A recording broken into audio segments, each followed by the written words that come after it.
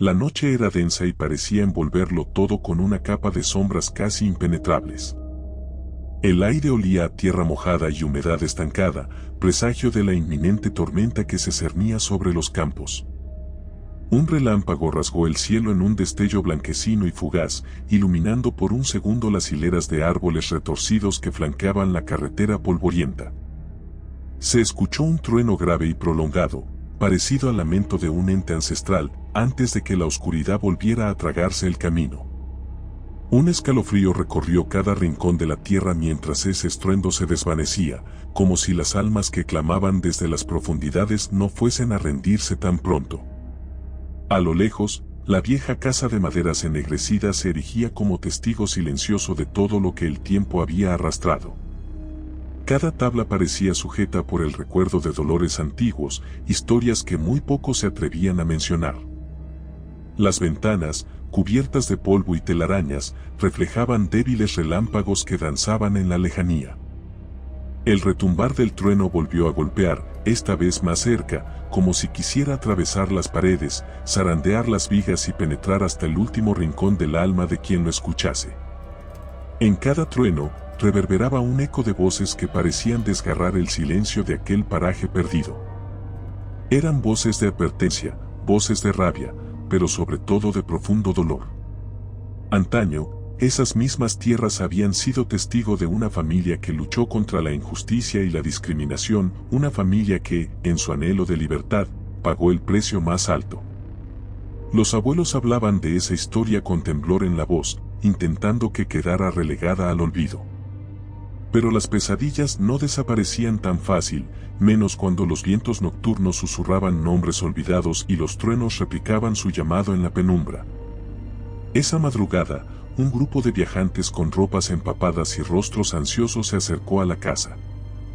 Huían de la lluvia, de la oscuridad y de lo que se decía que habitaba los bosques aledaños. Se perfilaban en el umbral, dudando si valía la pena arriesgarse a refugiarse en ese lugar que no aparecía en ningún mapa, que no figuraba en rutas ni caminos conocidos. El más joven golpeó la puerta con cautela, 2 veces, esperando que alguien respondiera.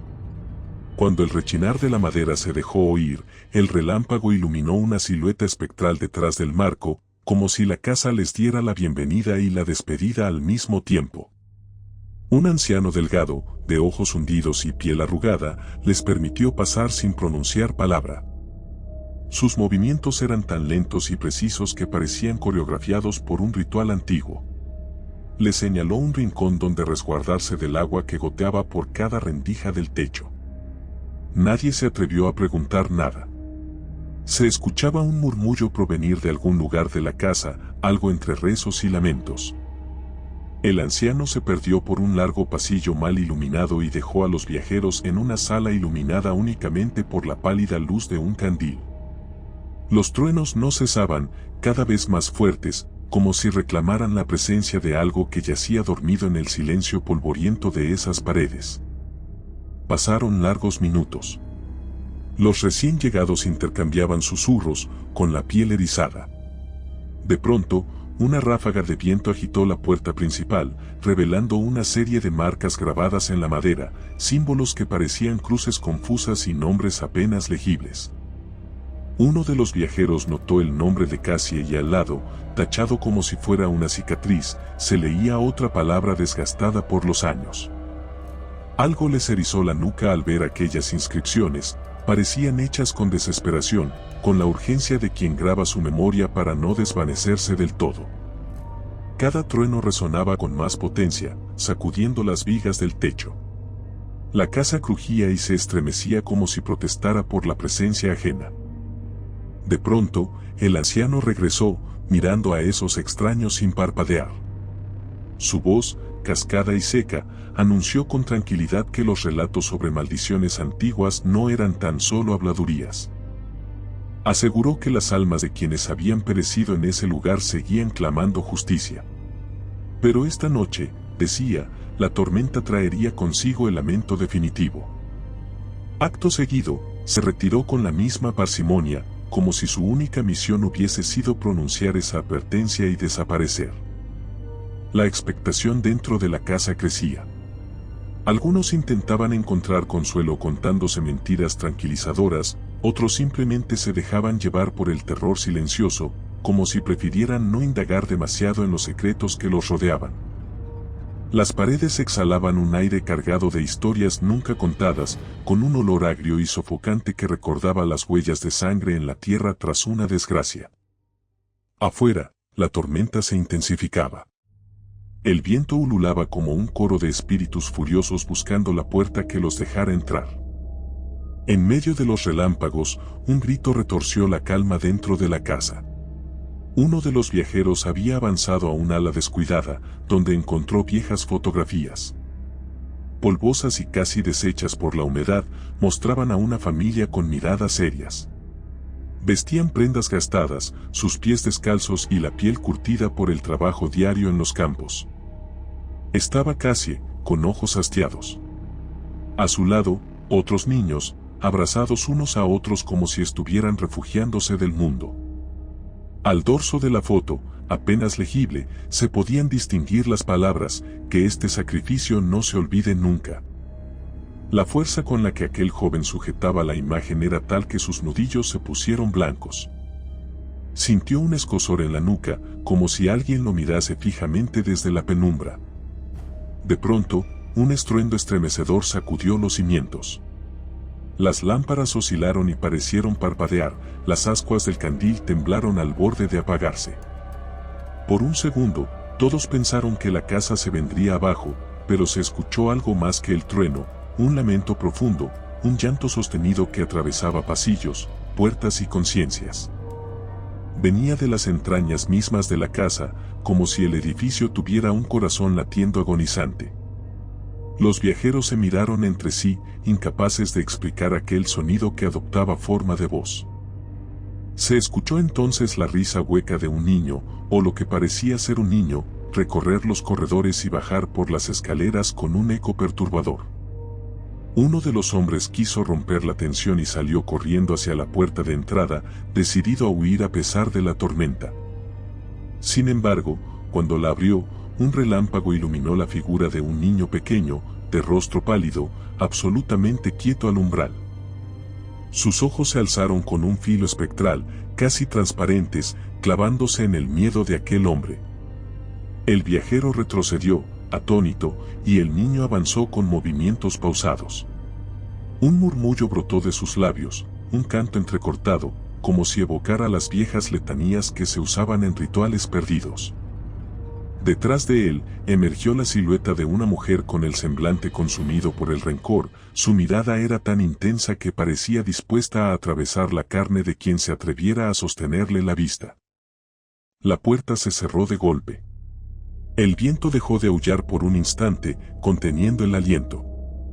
Dentro de la casa, se multiplicaron las presencias, sombras que serpenteaban las paredes, pasos que resonaban en cada rincón. Un agudo chirrido se oyó en el piso superior, seguido de un llanto sofocado que se mezclaba con el retumbar incesante del trueno. Los viajeros se dispersaron instintivamente, algunos buscando salida, otros intentando comprender qué clase de maldición habían despertado. Pero las ventanas se negaban a abrir, y cada puerta conducía a un pasillo más largo y serpentinoso, como si la casa jugara con ellos, una trampa diseñada para cobrar su cuota de dolor. Entonces, el anciano apareció al final de uno de los corredores, sosteniendo una lámpara que arrojaba una luz mortecina. Sus ojos hundidos brillaban con un reflejo casi inhumano. Desde sus labios temblorosos surgió una historia que llevaba décadas oprimiendo a la región. Contó cómo Cassie y su familia habían sido víctimas de una crueldad injustificada, hostigados, perseguidos y, finalmente, atrapados en medio de una noche de tormenta similar a esta. Nunca se supo con exactitud cómo desaparecieron. Solo quedaron sus gritos ahogados por los truenos y los silencios cómplices que se extendieron durante años. Sin atreverse a pronunciarlo, el anciano dio a entender que esa casa era el lugar donde la tragedia se había sellado.